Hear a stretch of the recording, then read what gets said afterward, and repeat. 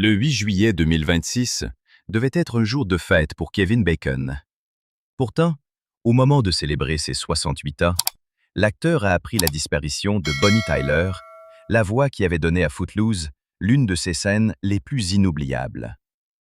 Derrière ce dernier hommage se cache bien plus qu'un simple souvenir de cinéma. Il raconte le destin d'une chanteuse marquée par la douleur, la gloire, l'amour, puis un ultime combat que personne ne pensait voir s'achever ainsi. Le 8 juillet 2026, alors que Kevin Bacon devait recevoir des messages de joie pour son 68e anniversaire, une nouvelle brutale est venue assombrir cette journée. Bonnie Tyler, l'une des voix les plus reconnaissables du rock, s'est éteinte à l'âge de 75 ans dans un hôpital au Portugal, après plusieurs semaines de soins intensifs. L'annonce, publiée par sa famille et son équipe, parlait d'un départ soudain, survenu au terme d'une maladie pour laquelle elle était encore traitée. Les proches demandaient du silence, du respect et du temps. Derrière ces mots sobres, on devinait pourtant l'effondrement de ceux qui avaient cru jusqu'au bout à son retour. Kevin Bacon a réagi avec une émotion particulière.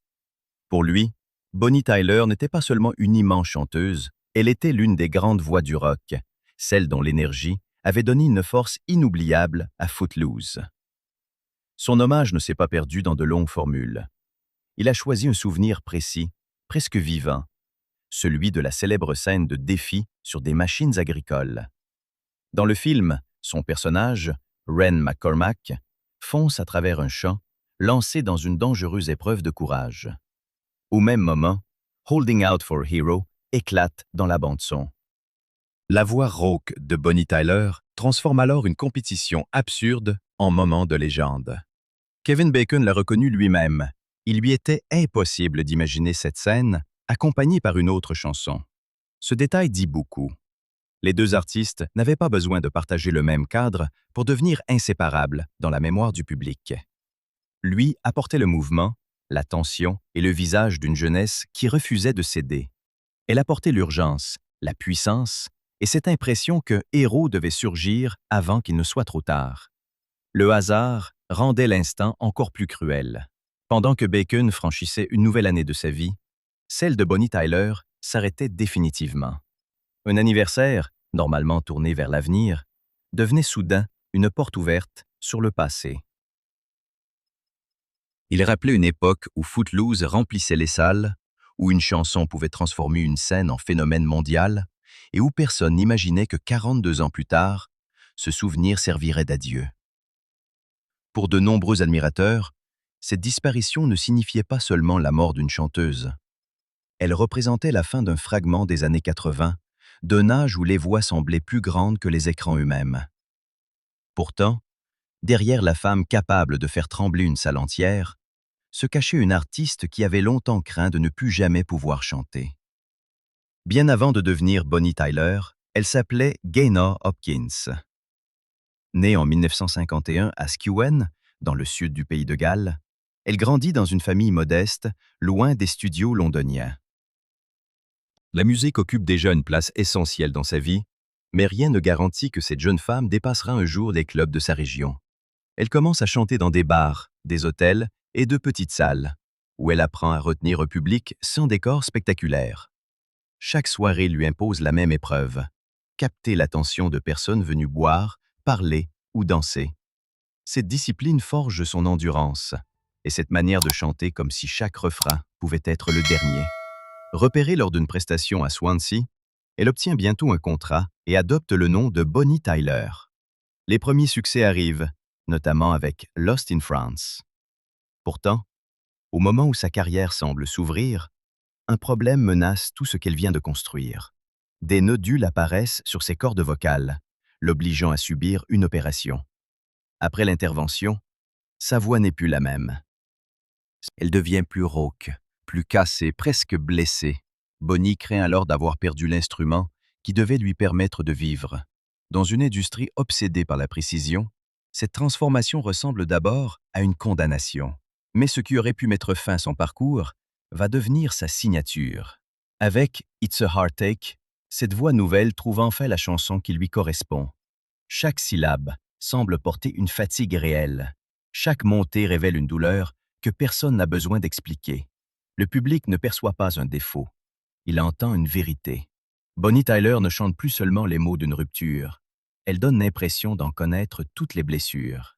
Le titre traverse les frontières et l'impose bien au-delà du Royaume-Uni. Pourtant, le succès possède aussi son piège. Sa maison de disques veut reproduire la même formule, la même couleur country rock, la même émotion. Et c'est peu à peu, Bonnie comprend qu'elle risque d'être enfermée dans l'image d'une chanteuse à la voix cassée, destinée aux ballades douloureuses. Elle refuse de devenir la copie de son propre succès. Derrière son apparente simplicité se cache une ambition presque théâtrale. Elle veut des chansons capables d'exploser, de raconter le désir, la peur et la perte avec une intensité démesurée. Pour franchir cette étape, il lui faut rencontrer un créateur qui ne cherchera pas à adoucir sa voix, mais à la pousser jusqu'à ses limites. Ce créateur s'appelle Jim Steinman. Avec lui, la prétendue fragilité de Bonnie Tyler allait devenir une force gigantesque, et une chanson allait bientôt changer sa vie pour toujours. Au début des années 80, Bonnie Tyler sent que sa carrière ralentit. Ses premiers succès lui ont offert une place dans le paysage musical, mais ils ont aussi créé une cage. On attend d'elle les mêmes ballades, la même couleur country rock, la même douleur contenue. Elle rêve pourtant d'une musique plus vaste, capable de transformer une chanson d'amour en tempête. C'est alors qu'elle se tourne vers Jim Steinman. Le compositeur aime les œuvres démesurées et les émotions poussées jusqu'au vertige. Là où d'autres auraient tenté de lisser la voix rauque de Bonnie, lui comprend qu'elle peut porter un drame entier. Leur rencontre ne repose pas sur la prudence, mais sur l'excès. De cette alliance naît Total Eclipse of the Heart. La chanson ressemble moins à un simple titre pop qu'à une tragédie miniature. Elle avance par vagues, entre murmures, appels désespérés et explosions orchestrales. Bonnie n'y chante pas une romance paisible. Elle incarne une femme qui regarde l'amour s'éteindre tout en refusant encore de détourner les yeux. En 1983, le morceau devient un phénomène mondial. Il se classe numéro 1 au Royaume-Uni, aux États-Unis et dans plusieurs autres pays. L'album Faster Than the Speed of Night atteint lui aussi la première place britannique. Ses performances lui valent des nominations aux Grammy Awards et prouvent que cette voix autrefois fragilisée peut désormais dominer la scène internationale. Le clip renforce encore l'impact du titre. Couloir sombre, regard mystérieux, silhouette en mouvement, atmosphère gothique. Tout semble excessif, mais cette démesure correspond parfaitement à la chanson. À l'époque de MTV, l'image et la musique se confondent, donnant à Bonnie une identité impossible à imiter. Si Total Eclipse of the Heart traverse les décennies, ce n'est pas seulement grâce à son refrain. Le public y reconnaît une peur universelle, celle de perdre quelqu'un tout en continuant à l'aimer. La voix de Bonnie ne cherche jamais la perfection. Elle tremble, se brise, puis repart plus haut, comme si chaque note devait survivre à la précédente. Ce triomphe transforme son statut. Elle n'est plus seulement la chanteuse de « It's a Heartache », mais une interprète capable de porter des chansons monumentales. Elle comprend que sa singularité ne doit plus être cachée. Ses blessures, son accent et la rugosité de sa voix deviennent les éléments d'une force artistique complète. Un an plus tard, cette force allait quitter l'univers de la romance pour entrer dans celui du cinéma. Hollywood cherchait une voix assez puissante pour accompagner une scène de défi, de vitesse et de courage. Bonnie Tyler allait bientôt offrir à Footloose le héros que le film attendait. En 1984, Footloose arrive sur les écrans avec une énergie qui correspond parfaitement à son époque. Réalisé par Herbert Ross, le film réunit Kevin Bacon, Laurie Singer, Diane Wist et John Lithgow. Au cœur de l'histoire, Ren McCormack, venu de Chicago, découvre une petite ville où la danse a été interdite au nom de la morale. Ren refuse pourtant de se soumettre. À travers lui, le film raconte le conflit entre une jeunesse qui veut respirer et un monde adulte qui croit pouvoir contrôler chaque mouvement. La musique n'est donc pas un simple décor, elle devient une arme, une manière de défier les règles imposées. L'une des scènes les plus célèbres montre Ren entraîné dans un défi avec des machines agricoles. Face à son rival, il doit sauter avant la collision, mais reste accroché malgré la vitesse, la poussière et le risque. C'est alors que Holding Out for a Hero surgit dans la bande-son, portée par la voix de Bonnie Tyler. Sans cette chanson, la séquence aurait pu paraître étrange, presque absurde. Avec elle, le champ devient une arène. Les machines prennent l'allure de chars de combat, et Ren cesse d'être un garçon imprudent pour devenir une figure de courage. La voix de Bonnie ne décrit pas seulement l'action, elle l'élève et lui donne une dimension mythologique. Chaque montée du refrain accompagne la tension.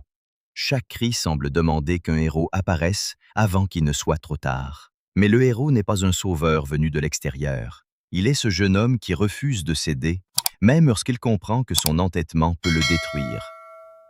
Le succès du film confirme la puissance de cette alliance. Produit avec un budget relativement modeste, Footloose rapporte des dizaines de millions de dollars et devient un phénomène culturel. Pourtant, au-delà des chiffres, ce sont les images, les chorégraphies et les chansons qui survivent dans la mémoire collective. Holding Out for a Hero dépasse rapidement le cadre du film. Au fil des années, le titre accompagne des publicités, des émissions, des compétitions et d'autres fictions. Dès qu'une scène exige du courage, de l'urgence ou une victoire impossible, la voix de Bonnie Tyler semble naturellement revenir. C'est pourquoi Kevin Bacon, plus de 40 ans plus tard, ne pouvait imaginer cette scène avec une autre musique. Son souvenir rappelait le moment précis où son visage, les machines et la voix de Bonnie avaient fusionné pour former une image que le temps n'avait jamais effacée. Sur scène, Bonnie Tyler chantait comme une femme prête à affronter le monde entier. Pourtant, loin des projecteurs, elle construisait depuis longtemps une vie privée stable, discrète et profondément différente des tempêtes racontées dans ses chansons. Derrière les chansons déchirantes, les passions impossibles et les amours qui s'effondrent, Bonnie Tyler menait une existence bien plus stable qu'on ne l'imaginait. Depuis 1973, elle partageait sa vie avec Robert Sullivan, un homme qui avait connu la compétition avant de choisir une place plus discrète auprès d'elle. Robert avait représenté le Royaume-Uni en judo aux Jeux olympiques de Munich en 1972. Il connaissait donc la discipline, la pression et le regard du public. Mais lorsque la carrière de Bonnie prit une dimension internationale, il ne chercha jamais à devenir une célébrité à son tour. Il préféra rester un soutien solide, présent, sans envahir la lumière. Leur mariage traversa plus d'un demi-siècle, un exploit rare dans un univers où les tournées, les absences et la célébrité fragilisent souvent les couples. Pendant que Bonnie chantait la rupture, le manque et le désespoir, elle retrouvait hors de scène une relation fondée sur la fidélité, la patience et une profonde complicité. Cette stabilité ne signifie pourtant pas que leur vie fut épargnée par la douleur. Le couple n'eut pas d'enfant, et Bonnie évoqua avec pudeur une fausse couche survenue autrefois. Elle n'utilisa jamais cette blessure pour attirer la compassion. Mais ce silence racontait peut-être une autre part de sa sensibilité, celle que l'on entendait lorsque sa voix semblait se briser au milieu d'une chanson.